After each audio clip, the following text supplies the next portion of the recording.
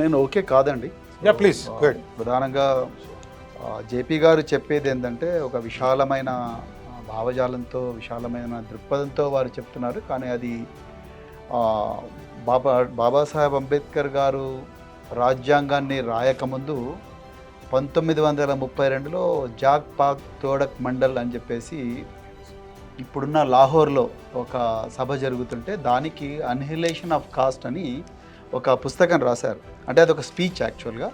ఆ స్పీచ్ ఎప్పుడు కూడా డెలివర్ కాలేదు. ఎందుకంటే ఆ రోజు ఆ జాగ్ పాక్ తోడక్ మండల్ వాళ్ళు ఎవరైతే ఉన్నారో వాళ్ళు ఆ స్పీచ్ని ఒప్పుకోలేదు. సో ప్రధానంగా ఈ దేశంలో కుల వ్యవస్థను నిర్మూలించాలంటే శాస్త్రాలను దగ్ధం చేయాలి.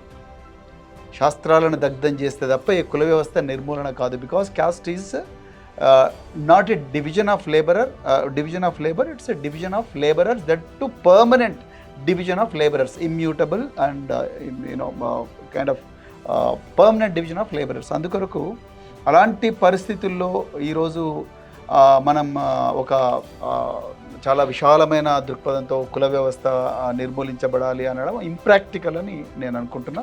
సో ఇప్పుడున్న పరిస్థితుల్లో మనం ఈ కులాలను కొన్ని కేటగిరీలుగా విభజించడం జరిగింది రాజ్యాంగబద్ధంగా. ఆ కులాలకు వాళ్ళకు తప్పనిసరిగా ప్రాతినిధ్యం కావాల్సిందే. దాని తర్వాత ఒక తల్లికి 3 బిడ్డలు పుడితే ఒక బిడ్డ అనారోగ్యంతో, లేకపోతే స్టిల్ బార్న్ బేబీ, లేకపోతే చాలా వీక్గా పుడితే ఆ బిడ్డను ఇంక్యుబేటర్లో పెట్టి ఆ బిడ్డకు వచ్చే అన్ని సదుపాయాలను కూడా పూర్తిగా ఇచ్చి ఆ బిడ్డ ఆన్ పార్ విత్ మిగతా 2 బిడ్డలకు వచ్చేంత వరకు కూడా కాపాడతారు.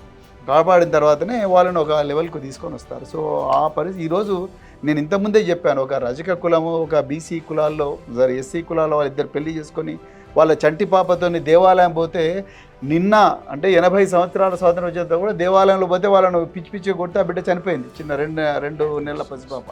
ఆ పరిస్థితి లోపల మనం ఈ విధంగా ఆలోచించడం అనేది కరెక్ట్ కాదని నేను. మొట్టమొదటిది అసలు ప్రజాస్వామ్యంలో ఎన్నిక ప్రజల కోసమా, పోటీ చేసేవాళ్ళ కోసమా? మన ఆలోచన, మన చర్యలు ఎప్పుడు కూడా పెత్తందారుల కోసం ఉంది. పెత్తనం చేసేవాడికి వచ్చింది. వాడు అక్కడ కూర్చున్న తర్వాత ఏం చేస్తాడని ఆలోచించట్లా. వాడు దోచుకుంటున్నాడు, నాకు దోచుకునే హక్కు కావాలంటున్నావు. దోపిడీ ఎలా తొలగించాలో ఆలోచించడం. మౌలికంగా ప్రజాస్వామ్యం ప్రజల కోసం. ఎన్నికల్లో ఎవడు నెగ్గుతాడు కాదు, ఎన్నికైన తర్వాత ఏం జరుగుతుందని చెప్పింది ప్రజాస్వామ్యానికి మూలం. ఆ ప్రజల్ని పక్కన పెట్టేసి మనం అంతా కూడా పైన మాట్లాడుకుంటున్నాం. రెండోది, సహజ నాయకత్వం ఎదగాలి అని చెప్పంటే మీకు ఎన్నికల్లో అందరికీ ప్రాతినిధ్యం వస్తూ అదే సమయంలో కులాల ప్రమేయం లేకుండా, లేకపోతే కుల వివక్ష లేకుండా వచ్చే అవకాశాన్ని కల్పించాలి. అంతే తప్ప communal electorate is absolutely unacceptable. ప్రపంచంలో ఒక్క దేశంలో చూపెట్టండి. ఆ ఉన్న చోట పొరపాటును చేసిన చోట ఛిద్రం కాకుండా, దేశం సర్వనాశనం కాకుండా ఉన్నది ఒక్క దేశాన్ని నాకు చూపెట్టండి ప్రపంచ చరిత్ర. అన్ని దేశాలు విభజనలు ఉన్నాయి, సివిల్ వార్స్ వస్తున్నాయి, దేశాలు అల్లకొల్లం అవుతున్నాయి. అదే మనకు కావాల్సింది, కులం పేరుతోనో మతం పేరుతోనో. మూడోది కీలకమైన అంశంలోకి వచ్చారు ఇందాక ప్రవీణ్. సంప్రదాయంలో మూర్ఖమైన అంధవిశ్వాసాలలో కులతత్వాన్ని పెంచి పోషిస్తుంటే దానికి పరిష్కారం ఎప్పుడు చట్టం మాత్రమే కాజాలదు. మన చట్టాల్లో మన రాజకీయ నాయకులను ఎంతో తిడతాం.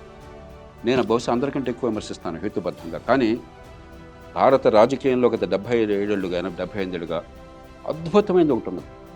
అన్ని వర్గాలనే కలపటం ఎట్లా అనేది ఈ దేశంలో అన్ని పార్టీలు కలిసి చేసినాయి. ప్రపంచ చరిత్రలో మరెక్కడా కూడా రిజర్వేషన్ల ఉదాహరణ ఇంత విస్తృతమైన స్థాయిలో ఏకగ్రీవంగా అన్ని పార్టీలు కలిసి వచ్చేసిన సందర్భం ఇంకొకటి లేదు. ఉదాహరణకి ఈ మధ్య వచ్చింది 106వ సవరణతో వచ్చినటువంటి ఈబీసీ రిజర్వేషను. దాని గురించి నా అభిప్రాయం నేను చెప్తాను. నాకు అది మార్గం కాదు నా దృష్టిలో, కానీ పక్కన పెట్టేద్దాం. అన్ని పార్టీలు కలిసి వచ్చేసినాయి. అలాగే రాజ్యాంగ సవరణలో 3వ వంతు సవరణలో కేవలం రిజర్వేషన్ల సంక్షేమం జరిగినాయి. అన్ని పార్టీలు కలిసి చేసినాయి, అధికార పక్షం ప్రతిపక్షం కాకుండా. మీరు ఏదన్నా ఆలోచించండి, ఈ దేశంలో రాజకీయ వ్యవస్థ ఆ విషయంలో చిత్తశుద్ధి అందరినీ సమన్వయం చేయాలి, అందరినీ కలుపుకోవాలని ప్రయత్నం చేస్తుంది. కానీ అది ఒకటే పరిష్కారం కాదు. సమాజంలో ఉద్యమాలు రావాలి. యువత పెళ్లి చేసుకునేప్పుడు తమకు నచ్చిన భాగస్వామిని ఆనందం కోసం పెళ్లి చేసుకోవడం నేర్చుకోవాలి, కులాన్ని చూడకుండా. ఈ పెళ్ళి అనేది ఒక కులం లోపలే ఉండడం, తల్లిదండ్రుల ఒత్తిడి వల్ల కొనసాగుతుంది కులం ప్రధానంగా. దానికి పరిష్కారం మీరు 1000 ఏళ్ళు రిజర్వేషన్ ఇచ్చడంలో పరిష్కారం కాదు.